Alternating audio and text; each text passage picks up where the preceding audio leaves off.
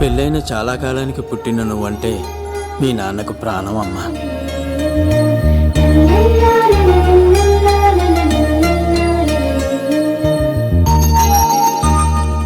నీతో ఉన్నంతసేపు మీ నాన్న ఈ ప్రపంచాన్నే మర్చిపోయేవాడు.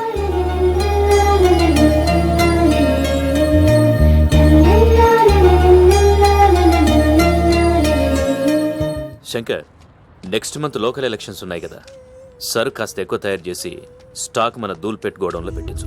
సరే అన్న.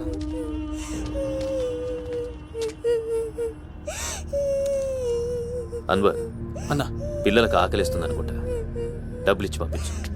పిల్లలు ఏంటమ్మా ఆకలేస్తుందా? ఇదిగో ఈ డబ్బులు తీసుకొని ఏమైనా కొనుక్కొని తినండి. తీసుకోండి అమ్మా. ఇదిగో అన్నొచ్చాడు, మీకేం కావాలో చెప్పండి. చెప్పమ్మా, ఏం కావాలి? మా నాన్న కావాలి.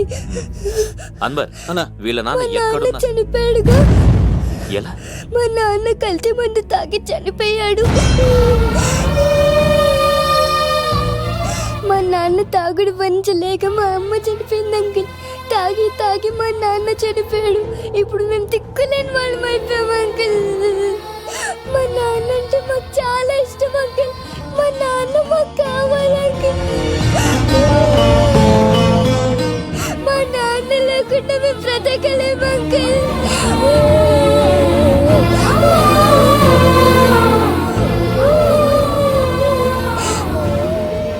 తినమ్మా, ఇది కొంచెం తినాలి. నా బంగారం కదా, ఈ ఒక్క ముద్ద. ఇదిగో ఇచ్చుడు ఎంత బాగుందో. ఈ ఒక్క ముద్ద తిన్నానా? ఇదిగో నువ్వు ఇలాగే తినలేదనుకో నాకు కోపం వస్తుంది. అది మీ నాన్న వచ్చేసారు. అమ్మయ్య వచ్చారా? మీరు కొంచెం సేపు కనపడిపోయేసరికి మీ కూతురు భోంచేనని ఒకటే గొడవ. పొద్దున్నుంచి నాన్న నాన్న అని నా ప్రాణం తీసేస్తోంది. మా నాన్న లేకుండా మేము బ్రతకలేము అంకుల్. ఏంటండి ఎందుకలా ఉన్నారు?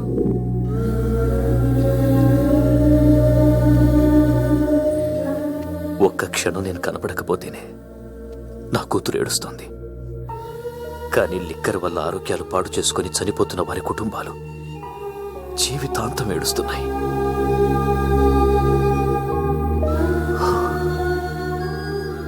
ఈ వ్యాపారం వల్ల ఎంతో మంది జీవితాలు నాశనం అయిపోతున్నాయి. ఈ వ్యాపారం మానేద్దాం లక్ష్మి. మానేద్దామండి. ఆ రోజే ఆ శంకర్ గాడికి లిక్కర్ కింగ్ కావాలని దుర్బుద్ధి పుట్టింది. అడ్డుగా ఉన్న మీ నాన్నను తొలగించుకోవడానికి లిక్కర్ని కల్తీ చేసి సిటీ మొత్తం పంపిణీ చేయించాడు. అది తాగి చాలా మంది చనిపోయారు. ఈ విషయం తెలిసిన మీ నాన్న అంతమంది చావుకు కారణం మీ నాన్నే అని నమ్మిన కోర్టు యావజ్జీవ శిక్ష విధించింది. అది తెలిసిన మీ అమ్మ హార్ట్ అటాక్తో చనిపోయింది. ఏదో ఒకరోజు నేను బయటికి వస్తాను. నా చేతులతో వాడిని నేనే చంపుతాను. అమ్మాయిని బాగా చదివించు. నేను బతికున్న విషయం మాత్రం తనకు తెలియనివ్వద్దు.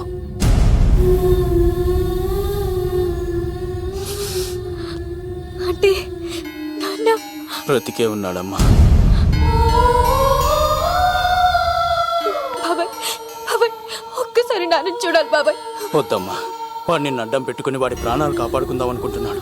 నాన్న వచ్చేంత వరకు నువ్వు జాగ్రత్తగా ఉండాలి. పదమ్మా. బాబాయ్, బాబాయ్ అది కాదు బాబాయ్. నా మాట విను ఒక్కసారి తెలుసా? చూడాలి బాబాయ్. ఇలాంటి పరిస్థితుల్లో మేఘన మీ దగ్గర కన్నా నా దగ్గర ఉండడమే మంచిది.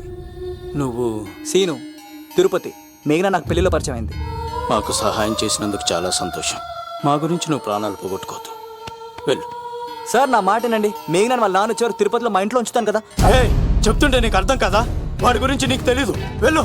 సార్ ఆ 7 కొండల పైన ఉన్న వెంకన్న మీద ఒట్టేసి చెప్తున్నాను, మేఘన నీడని కూడా ఇవన్నీ తాకలేదు. నువ్వు ఆవేశంగా మాట్లాడితే ఆలోచించకుండా నీ చేతుల్లో పెట్టడానికి తనేం ఆట వస్తువు కాదు. మా అన్న ప్రాణం. వెళ్ళు. పదమ్మా.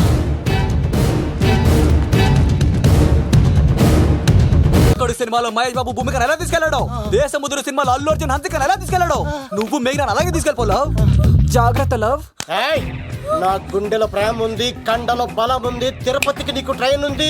ఎవడొస్తాడో చూస్తాను. పద మేఘనా. ఆగురా.